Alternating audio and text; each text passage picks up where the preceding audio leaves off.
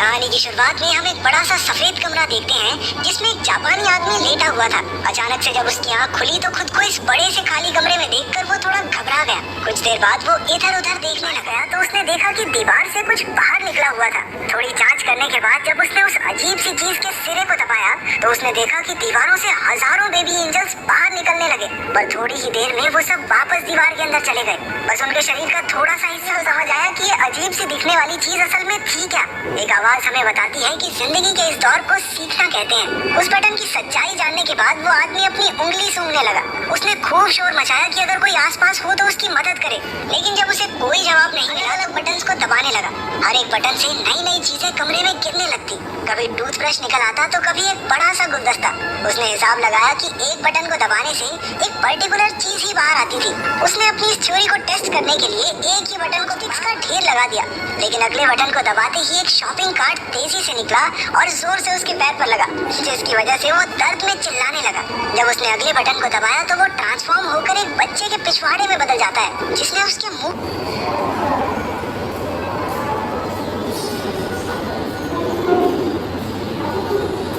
बांध दिया। इसके बाद उसने अलग अलग बटनों को दबा दबा कर ढेर सारी चीजें इकट्ठा कर ली। जब वो एक बॉल से खेल रहा था तो वो जाकर एक बटन पर लगी, जिससे सुशी नाम की एक लजीज जापानी डिश बाहर आई। वो बहुत भूख लगी थी। वो सोच रहा था कि सुशी के साथ साथ सोया सॉस भी मिल जाए तो मजा आ जाएगा, पर उसके बार बार बटन दबाने के बाद भी हर बार सिर्फ सुशी ही निकलती। तो वो चुपचाप जो मिला है खाने लगा। खाना खत्म हो जाने के बाद जब उसने और मंगवाने के लिए फिर से बटन दबाया तो अब की बार सोया सॉस की एक बोतल उसके सामने आ गई। उसने गुस्से में बोतल को तो ही नहीं। अगला बटन दबाने पर उसे 3D चश्मे मिले।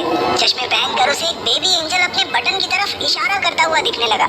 ये देखकर वो बहुत खुश हो गया, क्योंकि उसे लगा कि मैंने तो कमरे का रहस्य सुलझा लिया है। लेकिन बटन दबाने पर एक काउंटडाउन शुरू हो गया, जिसके आखिर में दीवार से एक बहुत बड़ा पिछवाड़ा मुंह पे बांध दिया।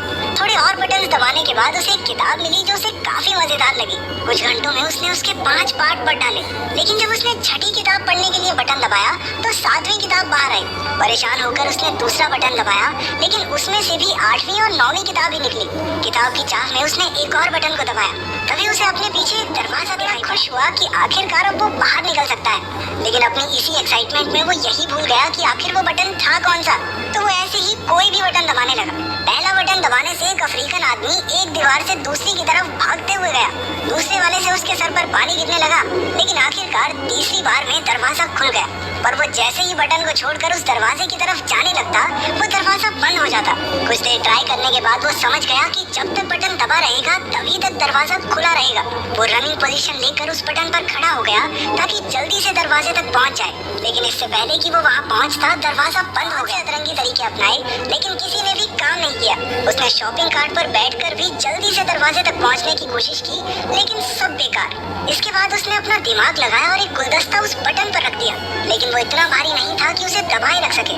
तो अब उसे गुलदस्ते को भरना होगा। उसने पानी वाला बटन दबाकर उसमें पानी डालने की कोशिश की, लेकिन पानी उसके शरीर के अलावा कहीं गिरता ही नहीं था।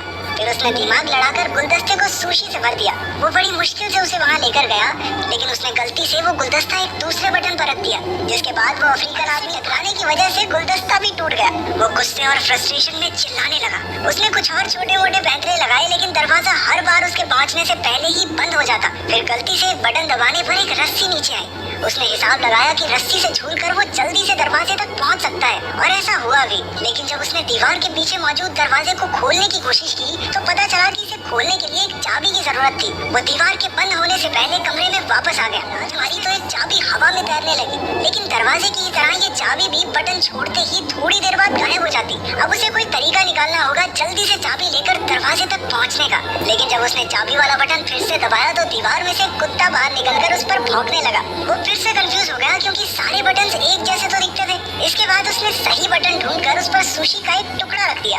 एक दो बार फेल होने के बाद आखिरकार वो चाबी लेकर दरवाजे तक पहुंच ही गया। लेकिन अभी मुसीबत खत्म नहीं हुई थी। नंबर वाला लॉक भी था। वो जल्दी से कमरे की तरफ गया, लेकिन बाहर निकलते हुए फिर से दीवार जोर से उसके पिछवाड़े पर लगी। उसने फ्रस्ट्रेशन में प्लंजर दूसरी तरफ फेंका और उसके एक बटन पर लगने से वो अफ्रीकन आदमी फिर से बाहर आया। लेकिन अब की बार उसने नोटिस किया कि उस अफ्रीकन आदमी के सर पर 3 नंबर लिखे हुए थे, और शायद उसी नंबर से वो ताला खुलेगा। क्योंकि दीवार बार बार बंद हो जाती थी तो उसने 3 बार में वो ताला भी खोल दिया। दरवाजा थोड़ा जाम सा लग रहा था, तो उसे थोड़ी एक्स्ट्रा जान लगानी पड़ी, और इतने में दीवार भी वहाँ पर इतनी जगह थी ही नहीं कि वो दरवाजा दरवाजे को पूरा खोल सके। वो हताश हो गया और वहीं बैठकर रोने लगा। उसे कमरे के अंदर का समय याद आ रहा था। उसे एहसास कुछ था, हाँ वो बाहर नहीं जा सकता था, लेकिन जो चीजें उसके पास थी उसने समय रहते उनकी कदर नहीं की। अचानक अपनी बाईं ओर से उसे हवा का झोंका महसूस हुआ। वो उस नकली दीवार को खोलकर बाहर की तरफ भागा। वो पूरी जगह बिल्कुल एक जैसी थी। ऐसा लग रहा था मानो वो एक ही जगह पर भाग रहा हो। भागते भागते वो एक दूसरे कमरे में पहुंचा जहाँ रोशनी थोड़ी कम थी। उसके अंदर आते ही दरवाजा बंद हो गया। एक आवाज हमें बताती है कि जिंदगी के इस उधर मैक्सिको के एक शहर में एक छोटे बच्चे परेशान था। उसके पिता एस्कारगोट मैन नाम के एक रेसलर हैं। आज उसका एक मैच है जिसकी वजह से वो काफी अजीब सा व्यवहार कर रहा था। उसकी पत्नी सोच रही थी कि क्योंकि उसका विरोधी काफी जवान है इसलिए वो थोड़ा डरा हुआ होगा, लेकिन एंटोनियो के दादा ने कहा, तुम लोग देखना, एक्सपीरियंस के सामने जवानी का जोश ठंडा पड़ जाएगा। हाँ। इसके बाद एस्कारगोट मैन जल्दी से स्टेडियम पहुंचकर तैयार हो गया का ध्यान किया। उधर स्कूल में बच्चे एंटोनियो का मजाक उड़ा रहे थे क्योंकि वो सच में मान रहा था कि उसके पापा जीत जाएंगे। मैच का वक्त होते ही एंटोनियो और उसके दादा भी गाड़ी में स्टेडियम पहुंचे। वो जल्दी से सीट लेकर बड़ी उत्सुकता से मैच शुरू होने का इंतजार कर रहे थे। पहली टीम का नाम था नॉर्दर्न टफ, जिसमें 2 जवान जोशीले पहलवान थे। इसके बाद एंट्री हुई साथी सिल्वर ईगल की। सिल्वर ईगल पहले तो बेहतरीन तरीके से लड़ रहा था, लेकिन फिर दूसरी टीम के दोनों रेसलर्स ने उस पर एक साथ हमला कर दिया। वो इशारे करके एस्कारगोट मैन को भी बुलाने लगे, लेकिन वो नियमों को तोड़कर नहीं लड़ना चाहता था। उधर सिल्वर ईगल ने चकमा देकर दोनों रेसलर्स को आपस में ही भिड़ा दिया और खुद बाहर निकल आया। अब एस्कारगोट मैन की बारी आई, जिस पर वो दोनों पहलवान भारी पड़ रहे थे।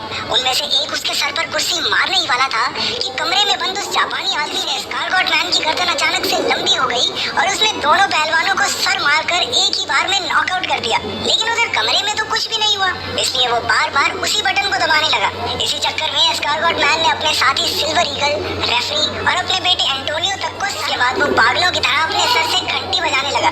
कमरे में उस आदमी ने अलग अलग बटन दबाने शुरू कर दिए। किसी बटन से एक सिंगर के मुंह से गाते हुए आग निकलने लगी, तो किसी बटन से रशिया के एक जादूगर का जादू फेल हो गया। तीसरा बटन दबाने पर चाइना में एक आदमी अपने ही कुत्तों पर भौंकने लगा। उस आदमी ने देखा कि पिछले कमरे की तरह इस कमरे में रोशनी आ रही थी जिसमें एंजल्स उड़ रहे थे। इस बार उसके दिमाग में बहुत अलग चीज आई। उसने बटन्स को दबाने की बजाय उन्हें पकड़कर ऊपर चढ़ना शुरू कर दिया। वो कामयाब रहा और हर बटन के दबने से दुनिया के अलग अलग कोनों में कमाल की चीजें होने लगी। कहीं फूल खिलते तो कहीं कोई हाथी फिसल जाता। जैसे जैसे वो ऊपर जाता गया तो कहीं इंसान चांद तक पहुंच गए। जब तक वो ऊपर पहुंचा उसकी दाढ़ी और बाल बहुत बढ़ चुके थे। अब उसे दीवार पकड़ने की जरूरत नहीं थी, वो भी बाकी एंजल्स की तरह हवा में उड़ता जा रहा था। एक आवाज हमें बताती है कि उसने अब भगवान का दर्जा पा लिया है और अब पूरी दुनिया उसके हिसाब से चलेगी। आखिर तक आते आते उसके चारों ओर सफेद पंख उड़ने लगे जो उसे आखिरी कमरे तक ले गए। इस कमरे की दीवार पर पूरी धरती का नक्शा बना था और वहाँ अब तक का सबसे बड़ा बटन भी मौजूद था। वो उसे दबाने के लिए आगे बढ़ा